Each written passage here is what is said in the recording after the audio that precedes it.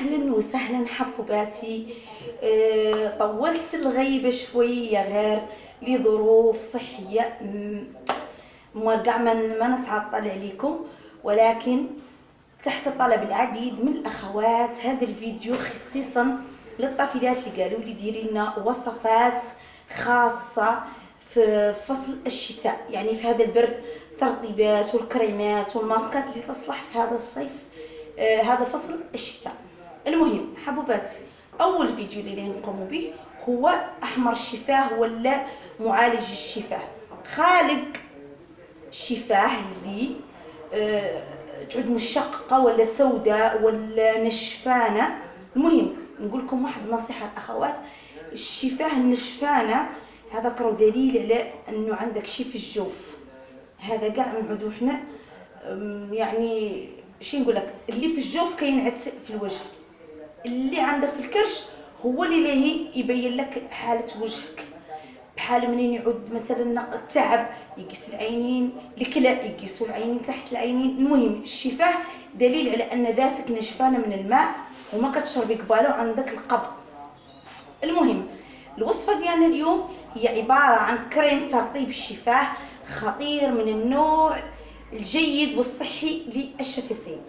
نتمنى انه يعجبكم فيديو اليوم، وما تنساو تدعموني بالاشتراك ديالكم والضغط على زر الجرس وسبسكرايب وتعليق زوين باش يزيد ان شاء الله نعطي المزيد والمزيد.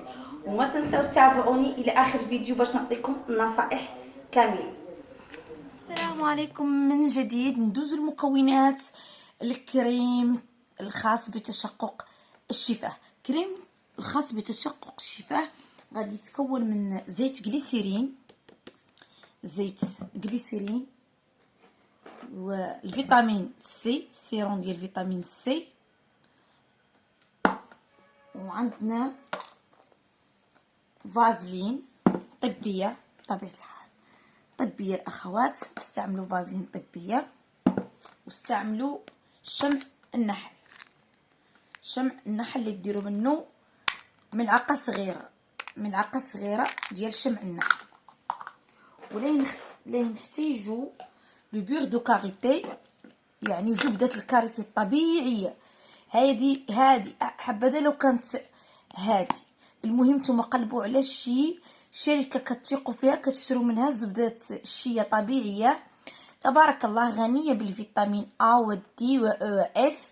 عندها واحد الخصائص متميزة لترطيب وإصلاح البشرة وتجديد الخلايا، وكتصلح ملي للشعر. انا كنديرها في الزيوت ديال الشعر، وغادي ان شاء الله نطرقوا المره الجايه ان شاء الله ولا نعدلوا زيت خاص بالشعر.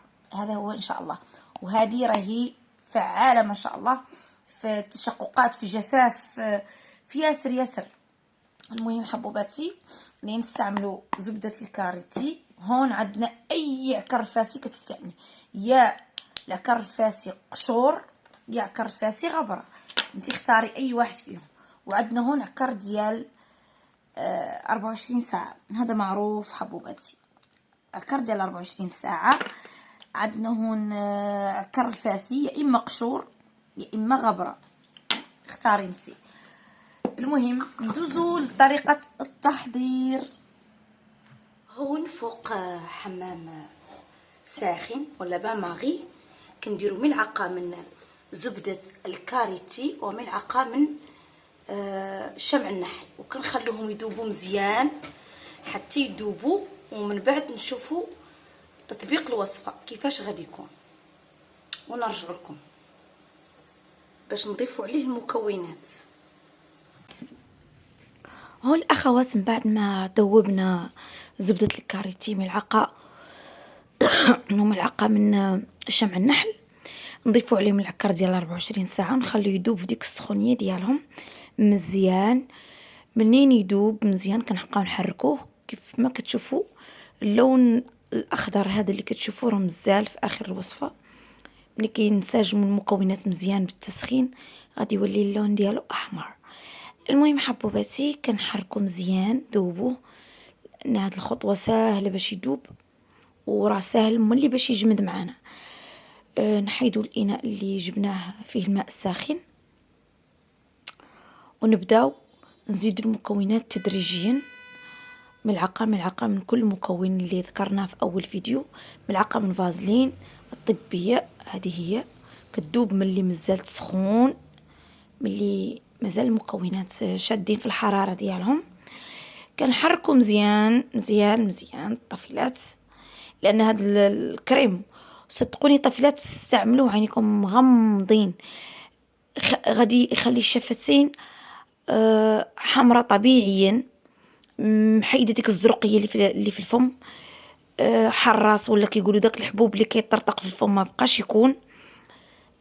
زيادة على ذلك تشققات في الفم وتجلاف وداك الجلوف اللي كيخرجوا من الفم ما يبقاوش فيه، يعني شفتين خالية من التشققات. كنحركو مزيان مزيان كيف ما شفتوا في الفيديو. كنبقاو في التحريك حتى نسجم المكونات اللي درنا ديال الفازلين. من بعد الاخوات ما كنحركوا المكونات كيف قلت لكم، غادي نضيفوا المكون التالي وهو زيت غليسيرين اللي غيخلي لنا الوصفه ما تجمدش معانا. حاولوا ديروا 2 ملعقات كبار، لاني يمكن ما صورتش اللقطه من بعد هذه اللي زدت فيها غليسيرين باش ما يجمد معاكم. كتزيدوا غليسيرين هو اللي كيخلي هاد الوصفه تبقى كما هي، ومازال غادي نرجعوا ان شاء الله على النار باش نحصلوا على واحد المكون كريمي. كيف ما قلت لكم عنه ضروري نحتاجوا البخار في هاد الوصفه. كنحركوا كيف ما كتشوفوا اللون ديالو كيتغير، كما قلت لكم بان اللون ديالو كيتغير. وهون غادي نضيفوا الفيتامين سي. الفيتامين سي غنستعملوا فيه قطرات، انت والقدره ديالك 10 قطرات 8 قطرات. المهم هو كيجدد الخلايا ديال الشفتين ديالنا وزوين، غني بالفيتامين سي. راه الفيتامين سي هو الاساسي في تجديد الخلايا. كيف ما كتلاحظوا كنحركوا مزيان والمكونات ديالنا ماشيه وكتجبد لينا، يعني جميد، يعني نار البرد واخا كنديروها فوق النار والو، يعني مع ان الجو بارد ضروري من البخار حتى يتكون عندنا الكريم ديالنا. شوفوا كيفاش كيخلي اليدين ناعمتين حمر رائعين. شوفوا عن قرب كيفاش كيولي النعومه ديالهم، يعني طب. جربوا الطفيلات هاي الوصفه، لانها كتباع في المتاجر حتى في الشوارع ديال التجميل كتلقايهم مرطي بشفاه عادي، كتقدي كاع تصاوبيه في دار راسك ماشي مشكل. هون غادي ندير واحد شويه ديال العكرفاسي غبره، وفي نفس الوقت اللي ندير عكرفاسي من بعد ان شاء الله غادي نديرو قشور. درت هون راس ملعقه صغيره، كنحركو مزيان واخا ما ينطلس لنا دريك، رانا اللي نديرو في البخار باش نطلس لنا المكونات.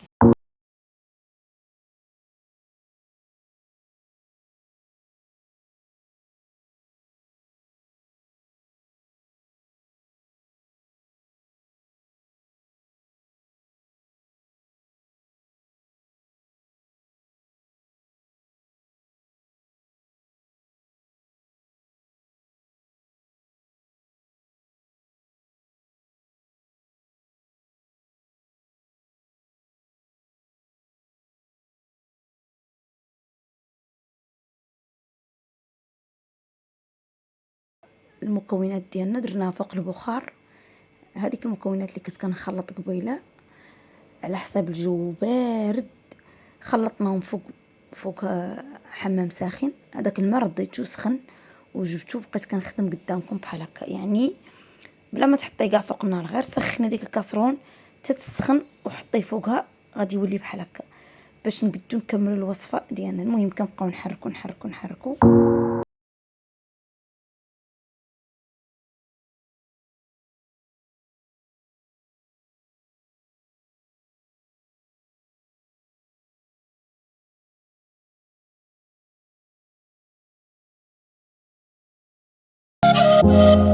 هون بعد ما حركنا كل شيء مزيان حتى انسجمت مع المكونات، كنوجدوا واحد الوعاء من السيليكون ولا من الزجاج.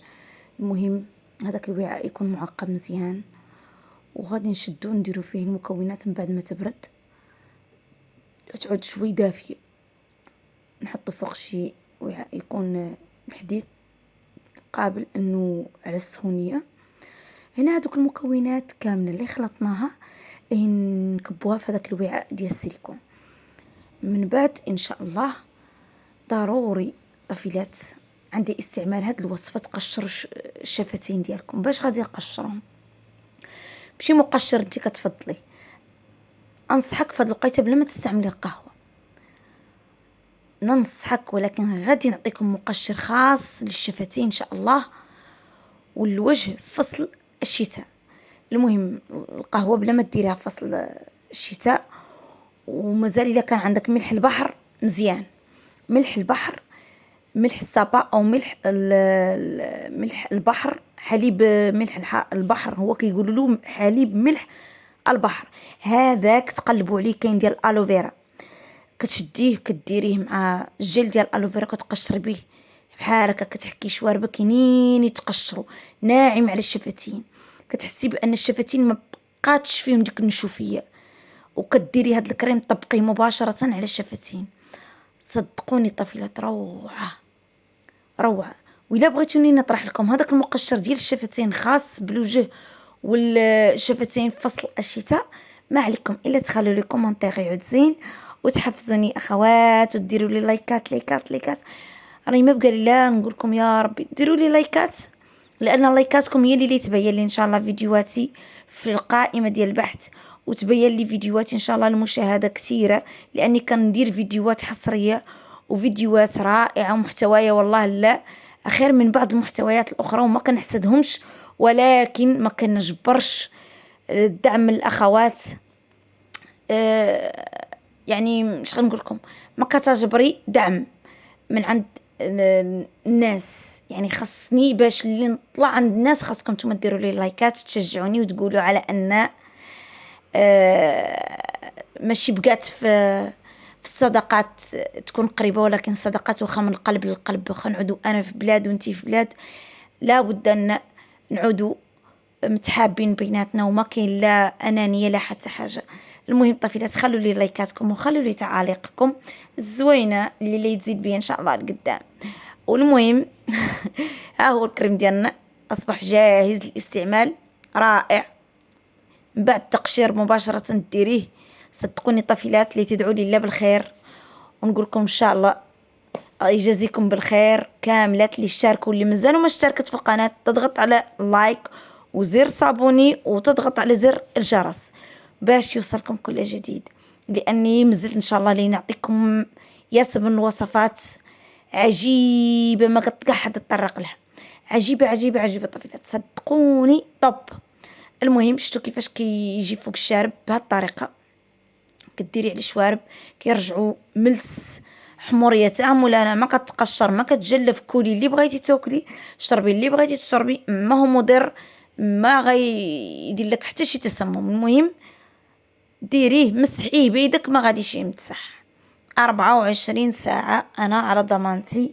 المهم تبعوا الوصفه كيف ما قلت لكم، تقشروا الوجه وديروا الكريم، وان شاء الله نتمنى انكم ان شاء الله تدعموني وتديروا لي لايكات كيف قلت لكم وتعاليق زوينه.